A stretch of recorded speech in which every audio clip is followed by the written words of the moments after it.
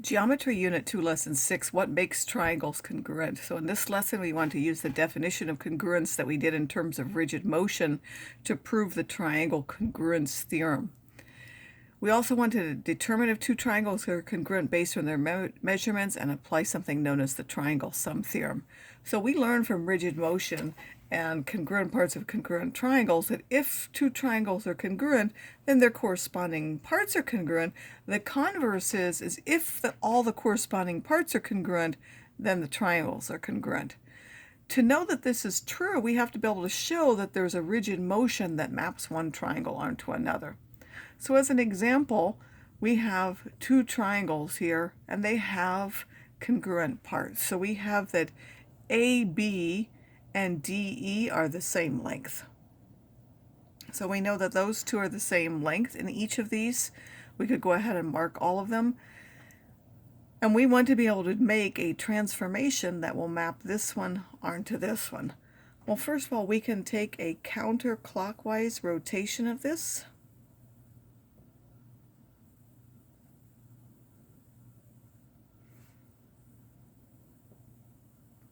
And by what angle would that be? That would be by angle EDB.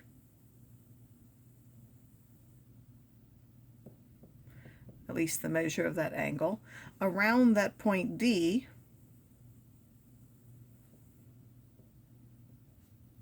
And we know that these two are going to match because these segments are the same length, and length is preserved by rotation. And then after we get this segment and this one touching, then we can reflect over the line ED. So if we then reflect over the line, then C will match F. And we'll get to the very end, we'll explain how do we know that C matches F by the reflection. In this one, they've already been paired so that these match. Again, those are one segment, those are congruent. We knew that from the thing anyway. And in this case, we only need to reflect over the line ED.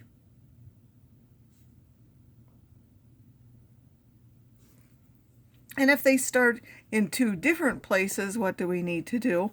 We need to first translate this so one of the point matches. In this case, we'll make A and D match. So we have to translate by the vector that would take A to D. And then once that point matches, then we would rotate up here like we did. We would rotate by the measure of the angle EDB. And then finally we would have to reflect over the line ED. So depending on where that congruent triangle is, we might have to do one or more, sometimes one, sometimes two. It just depends how many of those transformations we would have to do. But in either this one or this one where we have to reflect over ED, how do we know that the image and F is the point after reflection? So we know that angle A is going to be reflected over this line DE. Its measure has to be preserved, and since the measure of angle A is the same as the measure of angle D, we know that this point C will end up somewhere along this line. So it has to be somewhere in there. How do we know it matches there exactly? Because AC, if we look, is congruent to DF. So the image of C has to be the point F since length is preserved by rigid motion, and that will be the same in any one of those cases where you have to reflect over that line. So based on the above, do we believe that the converse is true? So do you believe that the converse is true? If all the corresponding parts are congruent, will the triangles be congruent? And yes, it will be, because we can always find some sort of rigid motion transformations that will map one arm to the other. So rigid motion transformations exist, and therefore we know that that will means that they will be congruent.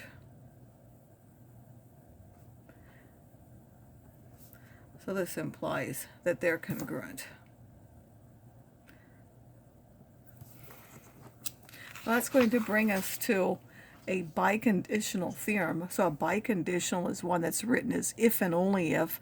It really means both the regular conditional and its converse combined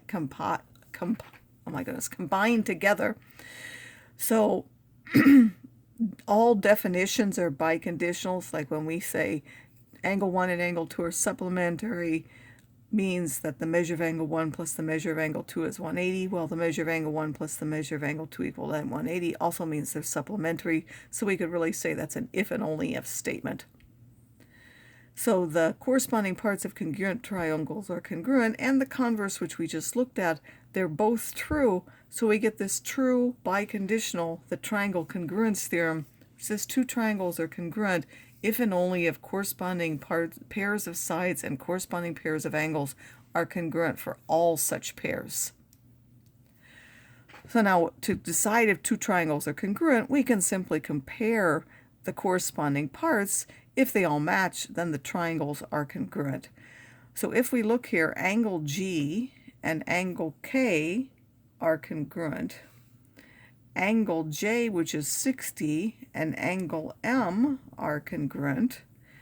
Angle H is a 90-degree angle, and so is angle L, so those are congruent. GH measures 1.7 meters, and that's the same as LK. JH is 1 meter, that matches LM. And finally, GJ is 2 meters, and that matches MK. And therefore, triangle GJH is congruent to, well, G matched K, so K will come first, J matches M, and H matches L, so that will be congruent to triangle KML, since all 6 pairs of corresponding parts of those triangles are congruent.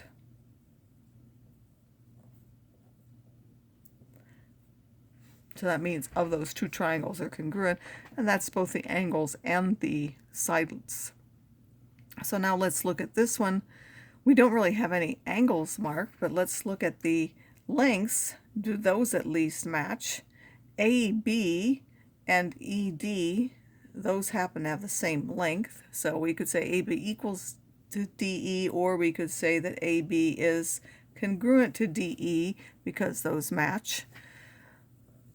We also have that there's a 7.9 in each of them, so AC is congruent to FD, or we could have written that the lengths were the same. But finally we have that BC then does not, it is not congruent, and it's not congruent to EF, or we could have simply said that the length BC is not equal to EF, and therefore the 2 triangles are not congruent because all of their parts don't match. It only takes one part not matching for the triangles to be not congruent. And then the last thing that we're going to look at is the Triangle Sum Theorem, which you should have taken at some time before, that says the sum of the measures of the angles of a triangle is 180. So we would like to find the value of x in this example. How are we going to do that?